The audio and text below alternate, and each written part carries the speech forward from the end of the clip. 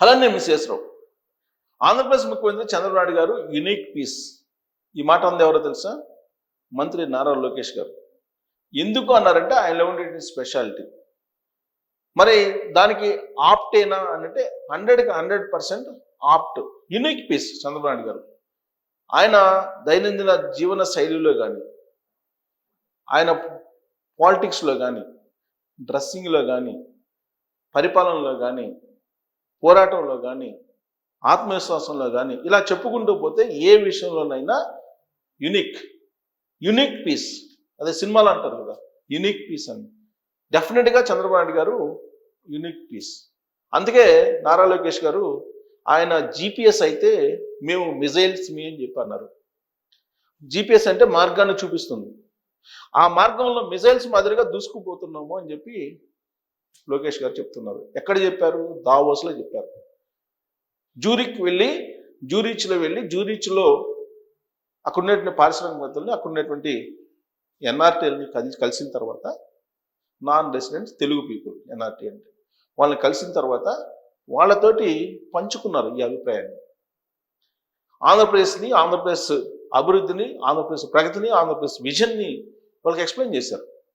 2047 నాటికి ఆంధ్రప్రదేశ్ ఎలా ఉంటుంది, 2029 నాటికి ఎలా ఉంటుంది అని వాళ్ళకి ఎక్స్ప్లెయిన్ చేస్తూ, మీరందరూ గోదావరి పుష్కరాలకు రండి, ఆ టైంకి మీరు ఆంధ్రప్రదేశ్ని ఎలా మార్చగలిగాము అని చెప్పి కొంతవరకు మీరు చూడొచ్చు అని చెప్పి కూడా హామీ ఇచ్చారు. ప్రతి ఇంట్లో ఒక పారిశ్రామికవేత్త, ప్రతి ఇంట్లో ఒక ఎంప్లాయీ ఉండాలి. ఒకళ్ళు ఎంప్లాయీ అయితే ఇంకొకళ్ళు పారిశ్రామికవేత్త ఉండాలి అనేటువంటిది చెప్పారు చంద్రబాబు నాయుడు గారు. నారా లోకేష్ గారు పెట్టుబడులకు సంబంధించిన అంశాన్ని చెప్పారు. ఇప్పటి వరకు ఈ 16-17 నెలల్లో సుమారుగా 23 లక్షల కోట్ల రూపాయల పెట్టుబడులు ఆంధ్రప్రదేశ్ తీసుకురాగలిగాము, తీసుకువస్తాము. రాబోయే రోజుల్లో 20 లక్షల ఉద్యోగాలని క్రియేట్ చేస్తాము అని చెప్పారు. యువగలం సందర్భంగా నారా లోకేష్ గారు హామీ ఇచ్చారు, 20 లక్షల ఉద్యోగాలను క్రియేట్ చేయగలము, క్రియేట్ చేస్తాము అని చెప్పి. ఆ దిశగా అడుగులు వేస్తున్నటువంటి చంద్రబాబు గారి టీం ఇప్పుడు దావోస్లో ఉన్నారు. దావోస్లో ఆంధ్రప్రదేశ్కి పెట్టుబడులు తీసుకురావడానికి ప్రయత్నం చేస్తున్నారు. ఆ సందర్భంగా చంద్రబాబు నాయుడు గారిని యునిక్ పీస్ అని చెప్పారు. నిజంగానే యునిక్ పీస్. కారణం ఏంటంటే ఆయనకున్నటువంటి బ్రాండ్ ఇమేజ్, ఆయనకున్నటువంటి సీనియారిటీ, ఆయనకి టెక్నాలజీ మీద ఉండేటువంటి అపారమైనటువంటి అనుభవం, ఆయనకున్నటువంటి విజన్, ఇవన్నీ కూడా యునిక్. ఆయన తెలుగు రాష్ట్రాలకి ప్రస్తుతం విడిపోయిన ఆంధ్రప్రదేశ్ ముఖ్యమంత్రి అయినప్పటికీ నేషనల్ ఫిగర్, జాతీయ స్థాయిలో రాజకీయాలని ప్రభావితం చేసినటువంటి రాజకీయ నాయకుల్లో ఆయన ప్రథముడు అని చెప్పొచ్చు. కీలకంగా వ్యవహరించాడు దక్షిణ భారతదేశం నుంచి. అందుకే ఆయన ఏ కోణం నుంచి తీసుకున్నా యూనిక్గానే కనిపిస్తారు. ఇదే విషయాన్ని లోకేష్ గారు చెప్పారు. అలాంటి యూనిక్ పీస్ని ఆంధ్రప్రదేశ్ ప్రజలు 2019లో అధికారం నుంచి దించారు. ప్రతిఫలంగా వాళ్ళు ఏమి అనుభవించారు, ఎలా బాధపడ్డారు అనేది 2024 ఎన్నికల ఫలితాలను కనుక అబ్జర్వ్ చేస్తే మనకు స్పష్టమవుతుంది. మరోసారి అలాంటి తప్పు చేయకుండా ఉంటే ఖచ్చితంగా సింగపూర్ని మించిపోతాము, ఆంధ్రప్రదేశ్ని తీసుకెళ్లగలము అనేది చంద్రబాబు నాయుడు గారి యొక్క విజన్, చంద్రబాబు నాయుడు గారి ఆయన యొక్క విశ్వాసం కూడా. మరి ఆ దిశగా వెళ్ళాలంటే దానికి సంబంధించిన ఇన్ఫ్రాస్ట్రక్చర్ కావాలి, దానికి సంబంధించినటువంటి ఐడియాస్ కావాలి, టెక్నాలజీని ఇప్పుడు అత్యంత వేగంగా అందిపుచ్చుకోవాలి. కొత్త టెక్నాలజీలు వస్తున్నాయి. ఆర్టిఫిషియల్ ఇంటెలిజెన్స్, డీప్ సీక్, అలాగే ఓపెన్ ఏఐ, ఇలా రకరకాలుగా టూల్స్ వస్తున్నాయి ఆర్టిఫిషియల్ ఇంటెలిజెన్స్లో. వీటన్నిటిని అందిపుచ్చుకోవడంతో పాటు క్వాంటమ్ కంప్యూటర్స్కి వెళ్తున్నారు, క్వాంటమ్ వ్యాలీని క్రియేట్ చేస్తున్నారు. ఇవన్నీ కూడా అక్కడ ఆయన ఎక్స్ప్లెయిన్ చేయడం జరిగింది. ఈ సందర్భంగా మిజైల్స్ లాంటి లోకేష్ గారు, అలాగే రామ్మోహన్ నాయుడు గారు కేంద్ర మంత్రి, భరత్ టీజీ రాష్ట్ర మంత్రి, వీళ్ళందరూ టీంలో ఉన్నారు. 12 మంది టీంలో చంద్రబాబు నాయుడు గారు సీనియర్, మిగతా అంతా యంగ్స్టర్స్. కానీ చంద్రబాబు నాయుడు గారు తన ప్రసంగంలో అంతా యంగ్స్టర్సే, నేను కూడా యంగ్స్టర్స్ని ఆలోచనల్లో.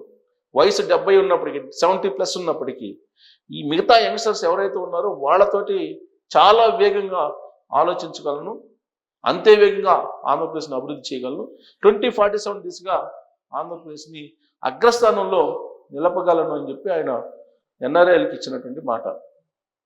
అందుకే మీరందరూ వచ్చి పెట్టుబడులు పెట్టండి, స్టార్టప్ కంపెనీలు స్టార్ట్ చేయండి. రతన్ టాటా ఇన్నోవేషన్ హబ్ అక్కడ ఉంది, సహాయ సహకారాలు పూర్తిగా అందిస్తుంది. మీకు ఏం కావాలో అవంతా కూడా రాష్ట్ర ప్రభుత్వం అందజేస్తుందని చెప్పి ఆయన హామీ ఇవ్వడం జరిగింది. సో ఏ సందర్భంలో లోకేష్ గారు యునిక్ పీస్ చంద్రబాబు నాయుడు గారు అని చెప్పి అభివర్ణించారు. అలాగే దావోస్లో ప్రధానంగా వాళ్ళు ఎవరెవరితో మీట్ అయ్యారని చెప్పి మనం రిపోర్ట్ చూద్దాం. దావోస్ మ్యాన్ చంద్రబాబు నాయుడు అన్నారు. దావోస్ వేదిక మీద చంద్రబాబు నాయుడు గారు దావోస్ మ్యాన్ అని చెప్పి పొగడ్తలతో ముంచెత్తారు. ఆయన ఎవరు ముంచెత్తారంటే యూరోస్ సంస్థ చైర్మన్ కిషోర్ లుల్లా, యూరోస్ సంస్థ చైర్మన్, ఈయన దావోస్ మ్యాన్ చంద్రబాబు నాయుడు గారు అని చెప్పి ఒక పారిశ్రామికవేత్త ప్రశంసించారు. దావోస్ మ్యాన్ అని యూరోస్ ఇన్నోవేషన్ వ్యవస్థాపక చైర్మన్ కిషోర్ లుల్లా ప్రశంసలు కురిపించారు. దావోస్ పర్యటనలో భాగంగా జ్యూరిక్లో కో ప్రెసిడెంట్ రిధిమా లుల్లా స్వనీత్ సింగ్తో కలిసి చంద్రబాబు నాయుడు ఆయనతో భేటీ అయ్యారు. జన్ ఏఐ, యూరోస్ యూనివర్స్ సూపర్ యాప్, ఏఐ ఆధారిత film city, virtual production studio తదితర అంశాలను సీఎంకు వివరించారు. డిస్కవరీ ఆంధ్రప్రదేశ్ 360 పేరుతో వర్చువల్ రియాలిటీ ప్రచార కార్యక్రమాలు రూపొందిస్తున్నామని చెప్పారు. ఏపీని ఏఐ ఆధారిత సృజనాత్మక సంస్థలకు కేంద్రంగా అభివృద్ధి చేయడమే లక్ష్యమని ఈ సందర్భంగా చంద్రబాబు నాయుడు వారికి వివరించారు. AI creative tech hub, deep tech, generative AI, digital content economy రంగాల్లో పెట్టుబడులకు ఉన్న అవకాశాలపై చర్చించారు. యువతకు ఉపాధి అవకాశాలు కల్పించే digital media, virtual production, gaming, animation రంగాల్లో పెట్టుబడులు ప్రోత్సహిస్తున్నామని చెప్పి తెలిపారు. చంద్రబాబు నాయుడు గారు టెక్నికల్గా ఎవరైనా మంచి అనుభవం ఉన్నటువంటి వాళ్ళు కనుక ఎక్స్ప్లెయిన్ చేస్తూ ఉంటే వింటూ ఉంటారు. టెక్నాలజీ పట్ల ఆయనకున్నటువంటి మక్కువ హైటెక్ ముఖ్యమంత్రి అని చెప్పి పిలిచే స్థాయికి వెళ్ళిపోయింది.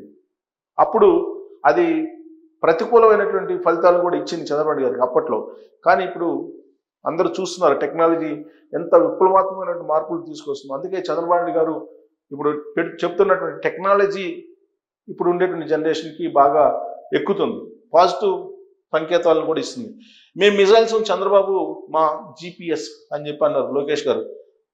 మా మంత్రుల మధ్య పనిలో పోటీ, ప్రజల ఆశయాలను నిలబెట్టుకోవడం మా బాధ్యత. యూరోప్ తెలుగు డయాస్పోరా సమావేశంలో లోకేష్. వైకాపా ప్రభుత్వంలో కోడిగుడ్డు మంత్రిని దావోస్ ఎందుకు వెళ్ళలేదంటే బాగా చలిగా ఉంటుందని అందుకే వెళ్ళలేదని చెప్పారు. కానీ ఎండ, వాన, చలి ఏదీ లెక్క చేయకుండా ప్రజల కోసం అహర్నిశలు కష్టపడే వ్యక్తి మన సీఎం చంద్రబాబు. ఆయన నాయకత్వంలో మా యంగ్ టీం పనిచేస్తుంది. 4.5 దశాబ్దాల రాజకీయ అనుభవంతో ఎన్నో ఎత్తుపల్లాలు చూసిన ఆయన మెంటరింగ్ మా అదృష్టం. మేమందరం మిజైల్ లాంటి వాళ్ళం. చంద్రబాబు మాకు GPS అని ఏపీ విద్యా ఐటీ శాఖల మంత్రి నారా లోకేష్ అభివర్ణించారు. చంద్రబాబు నాయకత్వంలో తామంతా ఎలాంటి ఈగోలు లేకుండా పనిచేస్తున్నామన్నారు. నేను విశాఖ ఎకనామిక్ కారిడార్ అంటే TG Bharat Tirupati economic corridor అంటున్నారు. పెట్టుబడులకు మేము పోటీ పడుతున్నామని లోకేష్ చెప్పారు. పని విషయంలో క్యాబినెట్లో సహచరుల మధ్య పోటీ వాతావరణం ఉందన్నారు. జ్యూరిక్లో యూరోప్ తెలుగు డయాస్పోరా సమావేశంలో లోకేష్ మాట్లాడారు. ప్రభుత్వ నిర్ణయాల్లో తప్పులుంటే చెప్పండి, ఇది కావాల్సింది. తప్పులు చేయడం సహజం, ఏ ప్రభుత్వం అయినా. తప్పుల్ని చెప్పినప్పుడు వాటిని సరి చేసుకోవడం అనేది ప్రజాస్వామ్యంలో ముఖ్యం. అదే చెప్తున్నారు. గత ఎన్నికల్లో ఏ ఆశయాలతో ప్రజలు మమ్మల్ని గెలిపించారో వాటిని నిలబెట్టుకోవాల్సిన బాధ్యత మాపై ఉంది. ఇది మన ప్రభుత్వం. 10 నిర్ణయాల్లో 3 తప్పులు ఉంటాయి. వాటిని తెలియాల్సిన బాధ్యత మీపై, సర్దిద్దుకోవాల్సిన బాధ్యత మాపై ఉంది. పవన్ చెప్పినట్లు ఈ ప్రభుత్వం కనీసం 15 ఏళ్ళు ఉండాలి. పవన్ కళ్యాణ్ గారి గురించి కూడా మాట్లాడారు అక్కడ. తెలుగు వారిని కలిసాకే ముందుకు. సముద్రాలు దాటినా మీరు సాంప్రదాయాలు మర్చిపోలేదు. తెలుగును, తెలుగు సాంప్రదాయాలు, సంస్కృతిని కాపాడుకుంటున్నారు. జ్యూరిక్లో తెలుగు వారి జోష్ అదిరిపోయింది. యూరోప్లో ఉన్న సుమారు 20 దేశాల నుంచి తెలుగు వారి సమావేశానికి వచ్చారు. సీఎం చంద్రబాబు, నేను ఏ దేశం వెళ్ళినా ముందు తెలుగు వారిని కలిసాకే అధికారిక కార్యక్రమాలకు వెళ్తున్నాం. గత ఏడాది ఏపీ గ్రోత్ స్టోరీ ఇక్కడే ప్రారంభమైంది. మీతో సమావేశం తర్వాత దావోస్ సమావేశానికి హాజరయ్యాం. అక్కడి నుంచి తిరుగులేదు. 18 నెలల్లో 23,50,000 కోట్ల పెట్టుబడులు, తద్వారా 16 లక్షలకు పైగా ఉద్యోగాలు రాబోతున్నాయి. భారతదేశానికి వచ్చిన పెట్టుబడుల్లో 25.3% ఒక్క ఏపీకే వచ్చాయి. మొత్తం టోటల్ భారతదేశంలో కేంద్ర ప్రభుత్వం ఇచ్చినటువంటి పెట్టుబడుల్లో ఆంధ్రప్రదేశ్ వాటా 25.3% ఉందంటే మేజర్ షేర్. చంద్రబాబు అప్పట్లో ఐటీ, ఇప్పుడు క్వాంటమ్ అని మనల్ని ముందుకు నడిపిస్తున్నారు. గూగుల్ $15 మిలియన్ పెట్టుబడి ఏపీలో పెడుతుందన్న, ఈరోజు పారిశ్రామికవేత్తలు మన రాష్ట్రం వైపు చూస్తున్నారన్న, అందుకు కారణం చంద్రబాబు. ఆయన చాలా రేర్ పీస్, యునిక్ పీస్. ఆయన్ని మనం అనుసరిస్తే చాలు. భోగాపురం విమానాశ్రయం, రాజధాని అమరావతి నిర్మాణం, క్వాంటమ్ టెక్నాలజీ అంటుంటే కొందరు విమర్శలు చేస్తున్నారు. ఎర్ర బస్సు రాని ఊరికి ఎయిర్పోర్ట్ అవసరమా అని జగన్ ఎగతాళి చేశారు. అక్కడే భోగాపురం ఎయిర్పోర్ట్ నిర్మించి చూపించారు చంద్రబాబు అని లోకేష్ పేర్కొన్నారు. మీరే మా అంబాసిడర్లు, ప్రపంచంలో ఏ దేశానికి వెళ్ళినా తెలుగు జాతి గర్వం పడేలా పనిచేద్దాం, మీరంతా మా బ్రాండ్ అంబాసిడర్, ఏపీలో పెట్టుబడులు పెట్టండి, మీరు పనిచేసే కంపెనీలకు విస్తరించే ఆలోచన ఉంటే వారికి ఏపీ గురించి చెప్పండి అని ప్రవాసాంధ్రులకు లోకేష్ పిలుపునిచ్చారు.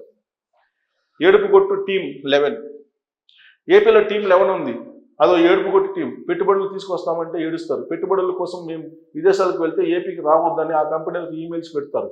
సీఎం చంద్రబాబును చూసి ఆ కంపెనీలు వస్తే మాత్రం ఆ క్రెడిట్ తమ ఖాతాలో వేసుకోవాలనుకుంటున్నారు. వారికి కోడికత్తి, బాబాయిలు లేపేయడం, తల్లిని చెల్లిని గెంటేయడం వంటి క్రెడిట్లే ఇవ్వగలవని లోకేష్ అక్కడ విమర్శించారు జగన్మోహన్ రెడ్డి గారిని. జగన్మోహన్ రెడ్డి గారు టీం 11 మంది ఎమ్మెల్యేలు.